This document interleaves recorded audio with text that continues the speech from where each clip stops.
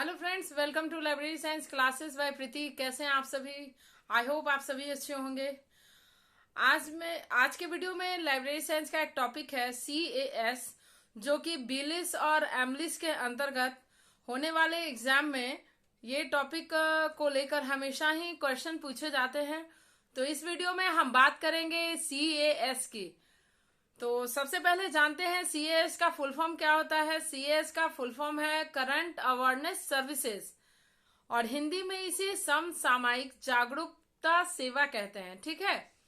तो फ्रेंड्स, जैसा कि आप जानते होंगे, आज के डेट में बहुत सारी लाइब्रेरीज है, बहुत सारे इंफॉर्मेशन सेंटर है जो अपने यूजर को, यूजर कहने का अर्थ है मैं और आप, जो कि लाइब्रेरी से अगर जुड़े हैं तो उनके लिए हम यूजर कहलाएंगे। तो वे अपने यूजर को रोज एक नई नई सर्विसेज प्रोवाइड कर रहे हैं ताकि वे अपने अनुसंधान के क्षेत्र में, शोध के क्षेत्र में, शायद व्यापारिक क्षेत्र में या औद्योगिक क्षेत्र में, किसी भी क्षेत्र में यदि वे काम कर रहे हैं तो सूचना के जरिए उस क्षेत्र को ज्यादा विकसित कर सकें। ठीक है, अपने क्षेत्र में ज्यादा विकास कर सकें। तो जैसा कि आप जान रहे हैं, CAS एक ऐसी सेवा है जो एक इंफॉर्मेशन सेंटर या लाइब्रेरीज के जरिए दी जाती है, जिसमें केवल नई सूचनाओं को ही शामिल किया जाता है जो वर्तमान में घटित हो रही है, वैसे इंफॉर्मेशन को अपने यूजर को प्रोवाइड किया जाता है। ठीक है। तो यदि आप CAS को एकदम आसान शब्दों में अगर समझना चाहते हैं तो एक इंफॉर्मेशन सेंटर या लाइब्रेरीज के अंतर्गत CAS दी जाने वाली ऐसी सर्विसेज है जो जिसके अंतर्गत नई नई सूचनाओं को शामिल किया जाता है जो वर्तमान में घटित हो रही हैं। इस इस सर्विसेज के अंतर्गत पुरानी सूचनाओं का कोई लेना देना नहीं है, केवल उन्हीं सूचनाओं को शामिल की जाएंगी जो आज के डेट में अपडेट है। ठीक है, क्योंकि देखिए बहुत सारे ऐसे सब्जेक्ट आज के डेट में हैं जिन पे रिसर्च हो रहा है, बहुत सारे ऐसे विषय हैं जिसमें एक रिसर्चर लगातार रिसर्च कर रहे हैं। तो उन्हें रिसर्च करने के दौरान क्या है कि नए नए इंफॉर्मेशन चाहिए होती है। तो अब इंफॉर्मेशन जो है इस तरह की सर्विसेज से ही प्राप्त करते हैं।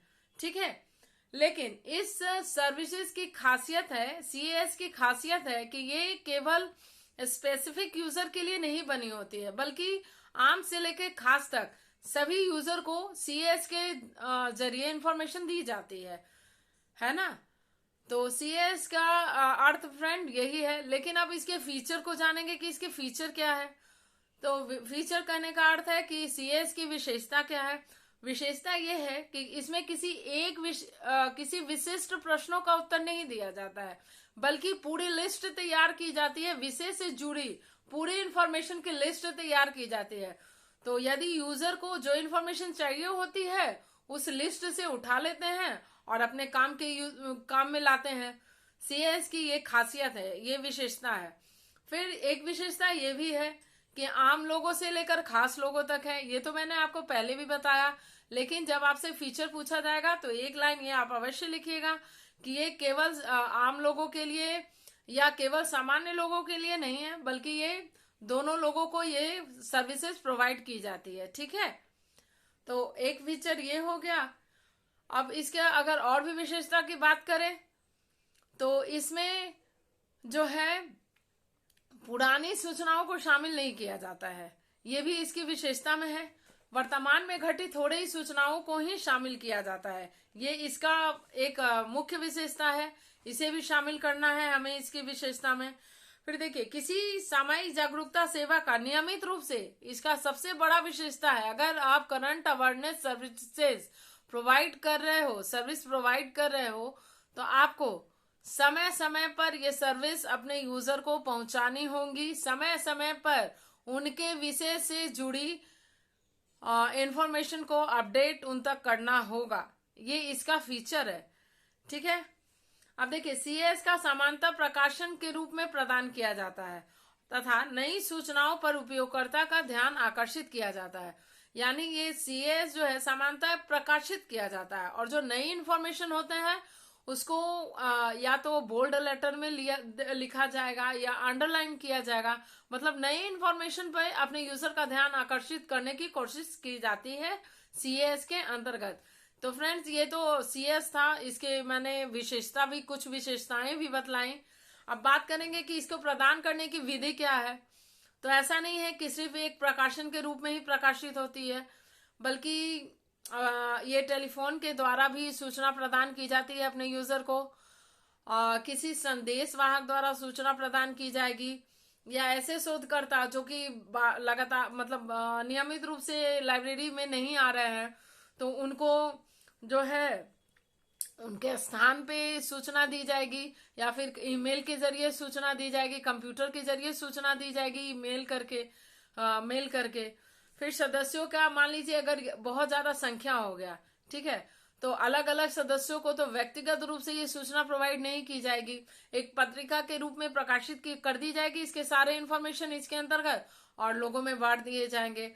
ऐसा होता है। फिर देखिए, जितना भी सूचना जो अभी के डेट में जो सूचना है, सारा सूचना किसी यूजर के लिए इम्पोर्टेंट हो ऐसा तो है नहीं। तो जो सूचना प्रकाशित हुई है उसमें जो मेन मुद्दा जो है उसको निकाल कर पूरे सूचना का सारांश बना लिया जाता है, मेन मुद्दा ही प्रकाशित किया जाता है सीएस के अंतर्गत। फिर सीएस बुलेटिन का प्रकाशित करता है और बुलेटिन का प्रकाशन करता है, पाठ सामग्रियों की जानकारी देता है जो नया आया है। तो मान लीजिए जो व्यक्ति से जुड़ा जो विषय होगा उससे सूचना उठा लेगा वहां से, जो पुस्तकालय द्वारा जारी की गए हैं या फिर इंफॉर्मेशन सेंटर द्वारा जारी की गए हैं। तो सीएस फ्रेंड यही है। सीएस का मैंने बताया आपको फीचर क्या है, सीएस क्या है, इसको कैसे दिया जाता है। लेकिन फिर भी अगर आप इसको नोट्स के फॉर्म में लेना चाहते हैं तो मैंने डिस्क्रिप्शन में इसका व्हाट्सएप लिंक दे रखा है, आप व्हाट्सएप पे जुड़िए, और पीडीएफ फॉर्म में मैंने पूरा इसका नोट्स बहुत ही अच्छे से बनाया है। तो प्लीज आप आज का वीडियो मैं यहीं एंड करती हूँ। नेक्स्ट वीडियो में हम बात करेंगे एसडीआई क्या है, फिर हम बात करेंगे सीएस और एसडीआई में डिफरेंस क्या है, तो वो हम नेक्स्ट वीडियो में बात करेंगे। तो आप प्लीज कमेंट में जरूर बताइएगा कि आज का वीडियो आपको कैसा लगा हो, और प्लीज हमारे चैनल को लाइक कीजिए, शेयर कीजिए, सब्सक्राइब कीजिए। फिर मिलेंगे एक अगले वीडियो में नए टॉपिक के साथ, तब तक के लिए थैंक यू।